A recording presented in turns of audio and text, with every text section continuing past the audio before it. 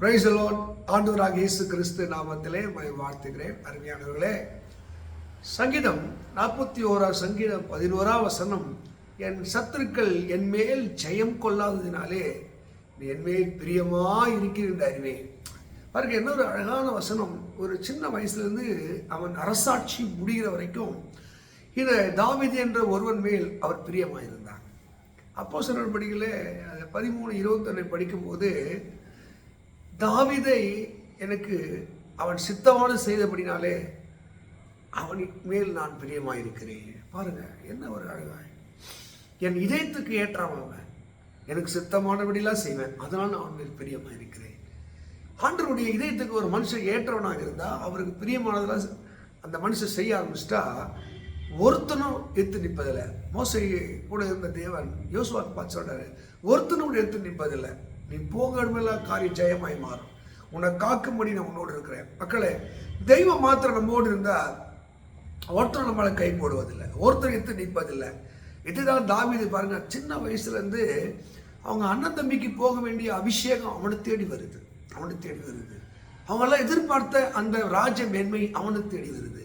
அதுக்கு முன்னாடி பாருங்க, சமஸ்த இஸ்ரவேலே பயந்து கொண்டிருக்கிற நிலையில அந்த தாவீது கோலியாத்துக்கு முன்னாடி நிற்கிறா. நீர் என் மேல பிரியமாயிரு. எப்படி நான் கண்டுபிடிச்சிட்டேன், எந்த மனுஷனும் என்னை ஜெயிக்க முடியல. நான் உருவத்தில், அறிவில், பலத்தில் நான் கம்மி தான். ஆனால் நீ என் கூட இருக்கிறதுனாலே நீ என் மேல் பிரியமா இருக்கு. சத்துருவை ஜெயிக்க கிருபத்தை இந்த கோலியாத்தை வென்றா அவன் அரவணைத்து. சவுலு அவன் ஜீவகாலெல்லாம் துரத்திக்கிட்டே இருக்கான். சவுல் இருக்கிற வரைக்கும் துரத்திக்கிட்டு இருக்கான். ஆனால் சவுலால தாவீதை தொடவே முடியல. எங்கே பார்த்தாலும் தாவீதுடைய பையன் அப்சலோம் ஏறினா அவனாலும் ஒன்றும் பண்ண முடியல, எதிரிகள் ஒன்றும் பண்ண முடியல. அப்போதான் தாவீது உணர்றான், நீர் என் மேல் பிரியமாக இருக்கிறது. மக்களை திரும்பி பாருங்கள், உங்கள் வாழ்க்கையில் எத்தனையோ சத்துருக்கள், எதிர்ப்பாளர்கள், உங்களை குறை பேசினவர்கள், அவங்கள தேடியும் இருக்க மாட்டாங்க. அவங்க எல்லாருமே போயிருப்பாங்க, அவங்க காணாமல் போயிருப்பாங்க, இச்சகம் பேசி அடங்கி போயிருப்பாங்க. புரியுங்க, தெய்வம் எவ்வளவு உங்கள் மேல் அன்புள்ளவராய், எவ்வளவு உங்களை நேசிக்கிறவராய் இருக்கிறார். திரும்பி பாருங்க, எத்தனையோ வியாதி, எத்தனையோ வறுமை, எத்தனையோ மனிதர்கள் உங்களை விலகி ஓடினார்கள், எத்தனையோ உங்களை மறந்து போனார்கள். ஆனாலும் தேவன் மறக்காதவராய். அதைதான் தாவீது சொல்கிறார், என் சத்துருக்கள் என் மேல் ஜெயம் கொள்ளாததினாலே நீர் என் மேல் பிரியமா இருக்கிறேன்.